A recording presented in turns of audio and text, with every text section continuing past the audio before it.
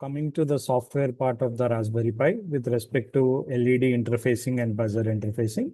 So you need to click on this particular Raspberry Pi icon. And in that particular Raspberry Pi icon, you will find programming. Through programming, you need to go for Thorny IDE platform. So this particular Thorny IDE platform will give you an editor where you can write the Raspberry Pi programming in a Python programming language, and you can use it for various applications. For this experiment, we are going to interface an LED to the Raspberry Pi using this Python program. Same program can be used for buzzer interfacing as well.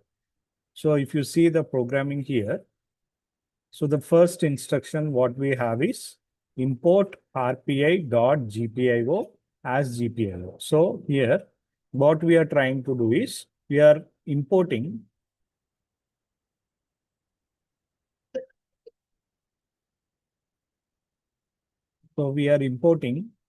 Raspberry Pi general purpose input output pins, and we are making it a shortcut of GPIO, general purpose input output. As we need to use the delay between the logic high and logic low, we are importing the function called as time. Okay. So here GPIO.set warnings with respect to false is used to eradicate or avoid all the warnings related to the GPIO pins. Okay.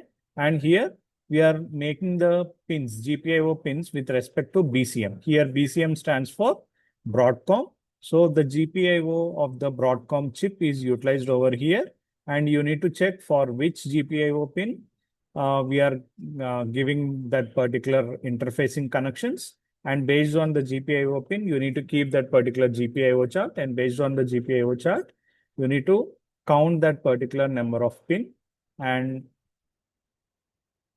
count the particular number of pin, and you need to give the connection. So if you see the condition over here, as we are keeping it in loop while true condition, so the GPIO dot output with respect to 18th pin need to be high. Up to how many seconds I have kept a delay of 3 seconds. After 3 seconds, I am again making the GPIO dot output pin, that is 18th pin, as low.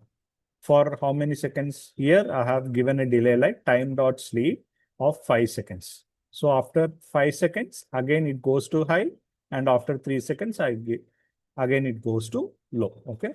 So this is how the logic here has been given, and you can use any number of delay according to your requirements. So once you write the program, you need to save the program by clicking on save, and save it with .py. And once the program is saved, you need to click on run. So this is a green button which you can see run.